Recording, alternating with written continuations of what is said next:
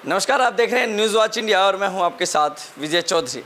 बिहार में चुनाव की घमासान देखने को मिल रहा है। बिहार के अंदर बिहार विधानसभा चुनाव है। ऐसे में किसकी सत्ता और कौन बनेगा बिहार का मुख्यमंत्री, इसी सब चर्चे के लिए हमारे साथ खास बातचीत करने के लिए मौजूद हैं एलएनजेपी से प्रवक्ता और उपराष्ट्र अध्यक्ष डॉक्टर विवेक कुमार झा जी। सर, आपका पहले तो न्यूज़ वॉच इंडिया में बहुत बहुत धन्यवाद आप सभी का। चूँकि बिहार विधानसभा चुनाव नज़दीक है, ऐसे में तमाम पार्टियां जो बिहार के अंदर मैदान में उतर चुकी है, चाहे वो कांग्रेस हो, चाहे वो आरजेडी हो, चाहे जेडीयू, तमाम पार्टी उतर चुकी हैं, बड़े बड़े वादे कर रहे हैं। तो क्या लगता है इस बार बिहार विधानसभा चुनाव के बाद किसकी सत्ता देखने को मिलती है? देखिए, इस बार का जो बिहार विधानसभा का चुनाव जो होगा वो पूरा बिहार ही नहीं, पूरा देश देखेगा। 225 पार जो एनडीए का नारा है, पूरा का पूरा एनडीए जो है, हम लोग 5 दल हैं उसमें, पूरा सशक्त है। 225 पार का जो नारा है, जिसमें एलजेपी और हमारे नेता चिराग पासवान जी की जो महत्वपूर्ण भूमिका उसमें रहेगी, क्योंकि हम लोग 40 की डिमांड कर रहे हैं, लेकिन 243 विधानसभा क्षेत्र में हमारे पार्टी के वर्कर, हमारे पार्टी के जो सम्मानित नेता, जिला अध्यक्ष से लेकर सबको हमारे राष्ट्रीय अध्यक्ष जी ने जिम्मेदारी दे दी है। सब लोग मजबूती से एनडीए के लिए प्रचार प्रसार कर रहे हैं। तो इसलिए इस बार का जो चुनाव होगा, रिजल्ट वो पूरा देश के 29 राज्य के लोग देखेंगे कि भाई ये क्या चमत्कार हो गया। इसलिए विपक्ष के लोग, जितने भी कांग्रेस हों चाहे आरजेडी हों, उनकी दाल गलने वाली नहीं है। 225 पार जब एनडीए का जो नारा है, जब हो ही जाएगी सीट, तो आप बताइए ना उनके पास कितनी सीटें बचेंगी। इसलिए उससे कोई फ़र्क नहीं पड़ता है। हमारे यहाँ करिश्माई नेतृत्व हमारे प्रधानमंत्री जी नरेंद्र मोदी जी हैं, हमारे नेता चिराग पासवान जी जब कैंपेनिंग करना शुरू करेंगे, उन सब के छक्के छूट जाएंगे। क्योंकि कल कांग्रेस का प्रोग्राम है, कांग्रेस कार्यकर्ता द्वारा तमाम जो है बड़े लीडर यहाँ पहुँचेंगे, तो क्या लगता है कि इस चुनाव में जब वो पहुँच रहे हैं, ऐसे में चुनाव है, तो क्या कुछ प्रभाव पड़ेगा? देखिए, बहुत ही दुख होता है कि जब कांग्रेस की आम सभा में, कभी तेजस्वी यादव जी की आम सभा में, हमारे प्रधानमंत्री जी जो देश के सबसे लोकप्रिय नेता हैं, देश के पूरे 29 राज्य में जिनकी लोकप्रियता है, देश के बाहर विदेशों में अलग अलग जो उनकी एक प्रसिद्धि है, उनके लिए एक मान सम्मान है, उनकी माता जी को गाली दिया जाता है। तो यहाँ आके फिर वो किसी न किसी कार्यकर्ता को वो लोग माइक पकड़ा देते हैं कि भैया तुम गाली देना, और वो बोलते हैं कि भाई हमारी क्या गलती है, हम तो थे ही नहीं। अब उनका कार्यक्रम होता है, उनकी सभा होती है, और उनका कोई आदमी उसके हाथ माइक कैसे लग जाता है बताइए। जो भी कोई कार्यक्रम होता है तो वो कार्यक्रम का एक अध्यक्ष होता है, कार्यक्रम का एक आयोजनकर्ता होता है, मतलब उसकी अध्यक्षता करते हैं लोग, तो सबके हाथ में माइक, उन सब के हाथ में माइक होता है। तो इसीलिए वो आके वो कुछ नहीं करेंगे, वो लोग मीडिया की सुर्खियाँ बटोरते हैं, फिर हमारे प्रधानमंत्री जी की माता जी को गाली देंगे, लेकिन उससे कुछ फ़र्क पड़ने वाला नहीं है। बिहार के जो जनमानस हैं, बिहार के जो हमारे माता बहन लोग हैं, उन सब ने डिसाइड कर लिया है इस बार मजबूती से एनडीए के पक्ष में वोट डालने के वो लोग काम करेंगे। क्योंकि बात करें बिहार के अंदर तमाम जो है पार्टियां हैं, कई वादे हैं। प्रशांत किशोर जी जो जनसुराज से हैं, उनका भी साफ तौर पर कहना है कि उनका तो वादा कहना है कि छठ के बाद जो है लोग यहाँ से रोज़गार करने के लिए बाहर जाएंगे ही नहीं। तो क्या लगता है कि उन पैटर्न पे काम कर रहे हैं बिहार के अंदर, क्या लगता है उनको?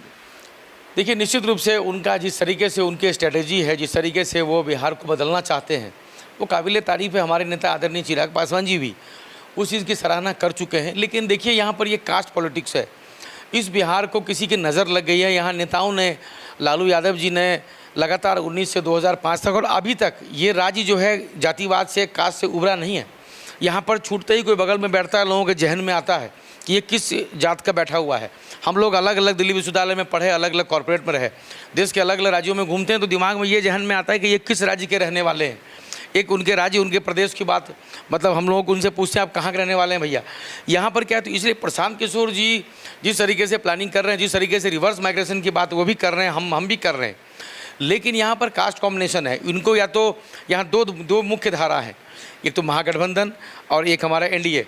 तो उनको उनकी जो सोच विचार है, मैंने इससे पहले भी किसी चैनल पे मैंने बोला था, उनकी जो विचारधारा वो एनडीए से कहीं न कहीं मिलती है। उनको तो माननीय प्रधानमंत्री जी और हमारे नेता चिराग जी से बात करके एनडीए अलायंस में आ जाना चाहिए था, लेकिन वो ये सोचते हैं कि मैं पूरा का पूरा सीट ले लूँगा। तो चलिए आने दीजिए, आने वाला समय सब बताएगा। यहाँ लोकतांत्रिक प्रक्रिया है, अगर जनता उनको जिस तरीके से उनको वोट करेगी उस तरीके से देखा जाएगा। विवेक जी, चूँकि आप बिहार मिथिला से बिलोंग करते हैं, तो मिथिला राज्य जो है, क्या आपको लगता नहीं इसके लिए काम करना चाहिए? देखिए, मैं तो लगातार मिथिला मैथिली अभियानी जो लगातार देश की राजधानी दिल्ली में हम लोगों ने बहुत सारे आंदोलन में भाग लिया, मैं तो ये चाहता हूँ कि क्योंकि हमारा 38 ज़िले का ये बिहार है, हम लोग अभी पटना में हैं, गंगा उस पार 18 ज़िले, वो पूरा का पूरा मिथिला है। हमारे यहाँ भाषा अलग है, हमारी बोली अलग है, हमारी स्क्रिप्ट अलग है, खान पान अलग है, पहनावा अलग है, संस्कृति अलग है, तो सारा अर्हता हमारा पूरा करता है। कहीं ना कहीं माननीय प्रधानमंत्री जी को उस तरफ ध्यान आकर्षण कराने की ज़रूरत है। मैं आपको मजबूती से कहना चाहता हूँ कि अगर मैं गलती से सिस्टम में घुस गया या हमारी पार्टी एलजेपी और हमारे नेता की महत्वपूर्ण भूमिका होगी, हम लोग इस तरह भी ध्यान देंगे, क्योंकि हमारे नेता चिराग पासवान जी की जो आप कह सकते हैं जो एक गृह जिला वो खगड़िया, वो मिथिला में आता है। तो हम लोग ये चाहेंगे कि मिथिला विकास बोर्ड की स्थापना हो। मिथिला में मेजर माइग्रेशन हुआ, बिहार से ज़्यादा मेजर माइग्रेशन हो। अगर आप बीचों डिवाइड करेंगे तो बिहार को, तो उस तरफ ज़्यादा गांव का गांव खाली ये लोग चले गए, कहाँ भोजन की तलाश में लोग चले गए, नौकरी करने चले गए। ठीक है, बहुत बड़ी उपलब्धि भी हुई है, IAS IPS बने, बड़े बड़े एंटरप्रेन्योर भी मुझे मिलते हैं अलग अलग राज्यों में, अपना बहुत बड़ा कारोबार चलाते हैं वो लोग। बहुत बड़े मीडिया जर्नलिस्ट हो गए, IAS IPS हैं। लेकिन बहुत तरह के लोग जो हैं, जो एक नॉर्मल 10-15 हज़ार रुपये की नौकरी कर रहे हैं, वो किराए पर रह रहे हैं, तो वो सब एक अपमानजनक शब्द है। अपमानजनक हम लोगों को लगता है एक पॉलिटिशियन के लिए, एक पॉलिटिकल फैमिली के लिए। तो हम लोग अगर महत्वपूर्ण भूमिका में आएंगे तो उस तरफ ठीक करने की ज़रूरत है। और मिथिला राज्य जो है आज न कल बनेगा, ये सच्चाई है। मैं आपको बताना चाहता हूँ कि मिथिला राज्य संघर्ष समिति, मिथिला राज्य निर्माण सेना, एक MSU है, मिथिला स्टूडेंट यूनियन, बहुत तरह के जो और भी कई तरह के वहाँ कोलकाता में चलाते हैं, अशोक झा जी से लेके भारत के अलग अलग राज्यों में जो है इस चीज़ के लिए एक मुहिम है। जो मिथिला मैथिली के जो अभियानी लोग हैं, जो एक्टिविस्ट लोग हैं भारत के अलग अलग राज्य में, वो लोग चाहते हैं कि मिथिला एक अलग स्थिति में आए। ये होगा कैसे? ये जब होगा जब वहाँ से जो जीते हुए जितने भी कैंडिडेट होंगे, जो MLA बन के आएंगे विधानसभा में, वो एक आवाज़ उठाएंगे मिथिला में, यहाँ विधानसभा में मिथिला की बात। फिर जो वहाँ से पार्लियामेंट जीत के आए, वो पार्लियामेंट में बात जो आवाज़ उठाएंगे।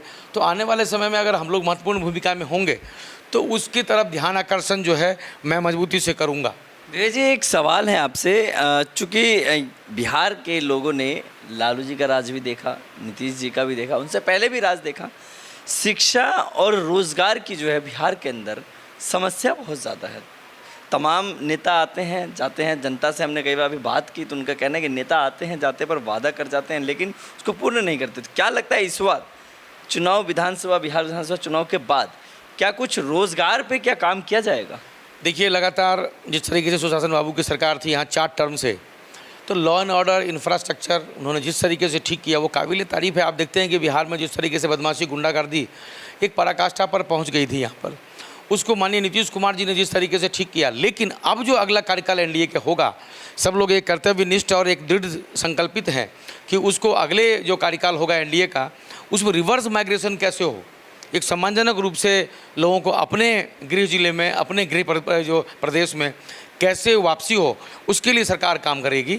और जितने भी भारत में जितने भी जो बड़े बड़े इन्वेस्टर हैं, वो सब लोगों से हम लोग एक, हमारी पार्टी है, हमारे NDA के सभी दल एक आह्वान जो है हम लोग कर चुके हैं कि भाई कुछ भी आप लोग बिहार में आइए, यहाँ कोई सिक्योरिटी कोई प्रॉब्लम नहीं है, लॉ एंड ऑर्डर की कोई प्रॉब्लम नहीं है, इंफ्रास्ट्रक्चर जो है बहुत अच्छी स्थिति में है, रोड है, बिजली है, सब कुछ है। तो उसके लिए अगला जो कार्यकाल होगा वो हमारे जो एक बड़े भाई समान है और JDU के कार्यकारी अध्यक्ष संजय झा जी भी कई बार इस चीज़ को बोल चुके हैं, नीतीश कुमार जी भी इस चीज़ बोल चुके हैं, हमारे नेता जो है चिराग पासवान जी भी इस चीज़ को बोल चुके हैं, सम्राट चौधरी जी माननीय उप मुख्यमंत्री हैं, वो भी इस चीज़ को बोल चुके हैं। तो आने वाले समय में जो पूरा का पूरा NDA कैसे रिवर्स माइग्रेशन हो अपने गृह प्रदेश में, उनके गृह जिले में, उनके कार्य क्षमता के हिसाब से, उनके टैलेंट के हिसाब से, उनकी योग्यता के हिसाब से पूरे के पूरे NDA यही चाहेगा। हम लोग यही प्रयास करेंगे कि रिवर्स माइग्रेशन हो और उनको रोज़गार अपने ही जिले, अपने प्रदेश में मिले। तो ये थे हमारे साथ बात करने के लिए LNJP के प्रवक्ता डॉक्टर विवेक कुमार झा जी, जिन्होंने बताया कि आने वाले बिहार विधानसभा चुनाव के अंदर पूर्ण बहुमत से जो है सरकार बनाएंगी। तमाम जो है प्रधानमंत्री नरेंद्र मोदी के नेतृत्व में और नीतीश कुमार के नेतृत्व में जो है सरकार बनाएगी। तमाम के साथ बने रहे। कैमरामैन प्रदीप के साथ विजय चौधरी, न्यूज़ वॉच इंडिया।